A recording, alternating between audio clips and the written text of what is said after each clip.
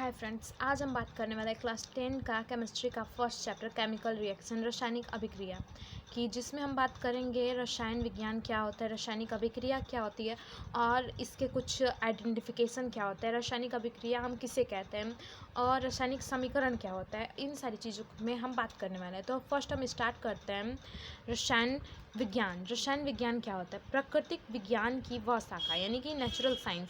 Natural science का मतलब हमारा होता है कि सभी विज्ञान, यानी कि हमारे आस पास की सारी चीज़ें विज्ञान से मिलकर बनी हुई हैं और ये सभी विज्ञान है और इनमें कई सारे पार्ट्स में डिवाइड कर दिया गया, जैसे फिज़िक्स में, केमिस्ट्री में, और फिर से इसे एस्ट्रोनॉमी, जियोलॉजी और ऐसे कई सारे टाइप से इसके साइंस को डिवाइड कर दिया गया है। लेकिन अभी हम बात करने वाले हैं सिर्फ प्राकृतिक विज्ञान की।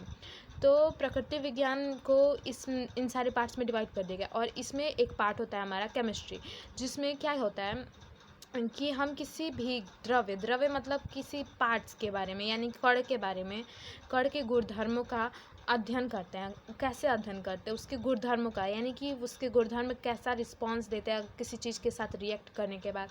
अगर हम उसे कि जल से अभिक्रिया कराएं तो वो क्या करेंगे, अगर हम उन्हें ऊष्मा दें तो वो क्या करेंगे, अगर हम उन्हें भाप दें तो वो क्या करेंगे, और अगर हम उन्हें ऐसे खुले छोड़ दें तो वो क्या करेंगे। और इन सारी चीज़ों का अध्ययन करते हैं, उसे क्या कहते हैं? केमिस्ट्री कहते हैं। केमिस्ट्री का मतलब तो यही होता है कि, और परिभाषा ये है, प्रकृति विज्ञान की वह शाखा जिसके अंतर्गत हम किसी भी द्रव्य की गुणधर्मों का अध्ययन करते हैं, उसे केमिस्ट्री कहते हैं। तो ये हो गया। अब हम बात करेंगे रासायनिक अभिक्रिया की। रासायनिक अभिक्रिया क्या होती है? और इससे पहले हम एक और बात जान लेंगे कि मॉडर्न केमिस्ट्री के फादर कौन है?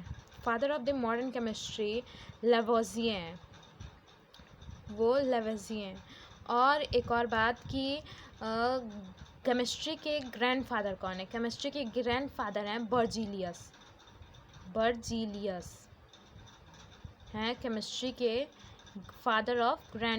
ग्रैंडफादर ऑफ केमिस्ट्री कौन है? बर्जीलियस। अब हम बात करेंगे रासायनिक अभिक्रिया की।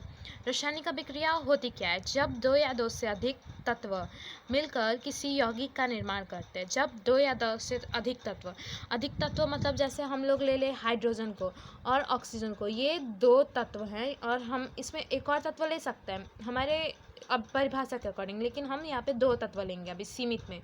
तो किसी यौगिक का निर्माण, यानी कि यौगिक का मतलब H2O, यानी कि ये क्या कर रहे हैं? जल का निर्माण कर रहे हैं। तो उन दोनों तत्वों से गुणधर्म भिन्न हो, यानी कि ये तत्वों से ये यौगिक क्या हो? गुणधर्म में भिन्न हो। गुणधर्म का मतलब उसके आंतरिक इंटरनल चीज़ें, उसकी प्रॉपर्टीज़, उसके कैरेक्टर्स कुछ चेंजेस हों, तो उस क्रिया को रासायनिक अभिक्रिया कहते हैं। तो इस क्रिया को रासायनिक अभिक्रिया कहेंगे। जैसे हाइड्रोजन और ऑक्सीजन को मिलाने के बाद H2O का निर्माण होता है, यानी कि जल का निर्माण होता है। और हाइड्रोजन, बात की जाए अगर हाइड्रोजन की, तो यह एक ज्वलनशील गैस है। ज्वलनशील का मतलब कि ये बहुत ज़्यादा जलता है, क्योंकि आप सब जानते होंगे कि हाइड्रोजन और हीलियम से मिलकर हमारा सूर्य कहीं ना कहीं बहुत अधिक बना है, जिस कारण हाइड्रोजन का गुण जलना होता है। और ऑक्सीजन एक जलने में सहायक गैस है, यानी कि जब तक किसी चीज़ को जलाया जाए और उसमें ऑक्सीजन की उपस्थिति ना हो तो हमारा चीज़ जलेगा नहीं। तो हम किसी चीज़ को जलाने के लिए हाइड्रोजन और ऑक्सीजन दोनों का यूज़ करते हैं। और हमारे पास जल, जो मिलने के बाद, हाइड्रोजन और ऑक्सीजन के मिलने के बाद जल बनता है, जो एक उत्पाद का है। और इस जल का यूज़ हम ऑक्सीजन और हाइड्रोजन को गुण को बुझाने के लिए करते हैं। मतलब ऑक्सीजन और हाइड्रोजन का गुण क्या है? जलाना। और हम जल का उपयोग क्यों करते हैं? किसी भी आग को बुझाने के लिए जल का उपयोग कहीं ना कहीं इस गुण को भिन्नता दिखा रहा है, ये चीज़ इन लोगों को भिन्नता दिखा रहा है, तो हम इसका यूज़ करते हैं। तो अब आपको इतना समझ में आ गया होगा कि रासायनिक अभिक्रिया में हाइड्रोजन और ऑक्सीजन के बारे में क्या है। जब इसका हम लोग एक बार डेफिनेशन देख लेते हैं। जब दो या दो से अधिक तत्व मिलकर किसी यौगिक का निर्माण करते हैं जो उन तत्वों से गुणधर्म में भिन्न हो, उस क्रिया को रासायनिक अभिक्रिया कहते हैं। अब हम बात करेंगे identification of chemical reaction. Chemical reaction की कुछ आइडेंटिफिकेशन होती है, कुछ कैरेक्टर होते हैं, कुछ उनके जानकारियाँ होती हैं, तो हम उसके बारे में बात करेंगे। तो फर्स्ट होता है हमारा अवस्था में परिवर्तन। अवस्था में परिवर्तन का मतलब कि उनके अवस्थाओं में चेंजेस आ जाएगा। उनके अवस्थाओं में चेंजेस का मतलब जो पहले गैस थे, हाइड्रोजन और ऑक्सीजन पहले गैस थे, लेकिन बाद में वो क्या बन गए, हमारा लिक्विड बन गया, लिक्विड फॉर्म में चेंज हो गया। और रंग में परिवर्तन, रंग, हाइड्रोजन और ऑक्सीजन पहले गैस थे तो उनके पास कोई रंग नहीं था। हम यहाँ पे हाइड्रोजन और ऑक्सीजन को ही एक उदाहरण लेकर नहीं चलेंगे, हम यहाँ पे कई सारे उदाहरण ले सकते हैं, लेकिन सिर्फ हम यहाँ पे उदाहरण है इसलिए हम यहाँ पे इसका प्रयोग कर रहे हैं, वरना कई सारे उदाहरणों को हम ले सकते हैं। रंग में परिवर्तन, जैसे कि हाइड्रोजन और ऑक्सीजन है वो एक प्रकार का गैस है और बाद में ये बन जाता है एक उदासीन बन जाता है जो लिक्विड फॉर्म में होता है। तो इसके कलर में चेंजेस आया, गैस का निकलना, इन दोनों का जब कॉम्बिनेट होगा तो इसमें कुछ ना कुछ गैस का निकलेंगी जो शायद बहुत बारीकी से अध्ययन करने के बाद पता चलेंगी। और इसमें ताप में परिवर्तन होगा, जो पहले जो गैस होता है उसका आपने एक गुण पढ़ा होगा, संपीड़नता का गुण। उसके संपीड़नता का मतलब उन्हें एक प्रेशर में रिफॉर्म करना होता है, यानी कि उन्हें दबाना होता है, तो वो क्या करेंगे, दब जाएंगी। अब तो वो बन जाएंगी, यानी कि उनके ताप में परिवर्तन होगा, यानी कि जो पहले अलग अलग था, जो एकदम ठंडा था, अब वो थोड़ा बहुत पास आ गए होंगे, तो उनके अंदर थोड़ी बहुत ताप में परिवर्तन आएंगी। अब हम बात करेंगे अवक्षेप का निर्माण में। अवक्षेप का निर्माण का मतलब होता है कि अवक्षेप का मतलब कि कुछ ऐसी चीज़ें बनेंगी जिनको गलाया नहीं जा सकेगा, जो चीज़ें ख़त्म नहीं हो सकेंगी उन चीज़ों का भी निर्माण होगा, तो अवक्षेप बनेगा। ख़त्म नहीं हो सकेगा ऐसा नहीं बोल सकते हैं, लेकिन जो उन सारी चीज़ों से कठोर होंगी, यानी कि जो हमारे अभिकारक और उत्पाद से क्या होगा, कठोर होगा। और एक चीज़ कि हम लोग अभिकारक और उत्पाद किसे कहते हैं, तो अभिकारक जो अभिक्रिया में भाग लेते हैं और यौगिक का निर्माण करते हैं उन्हें अभिकारक कहते हैं, और उत्पाद यानी अभिक्रिया में भाग लेने वाले अभिकारकों के मिलने से जो बनता है उससे उत्पाद कहते हैं। अब हम बात करेंगे रासायनिक समीकरण की। रासायनिक समीकरण क्या होता है, केमिकल इक्वेशन। रासायनिक अभिक्रिया में प्रयुक्त होने वाले पदार्थों का संक्षिप्त प्रदर्शन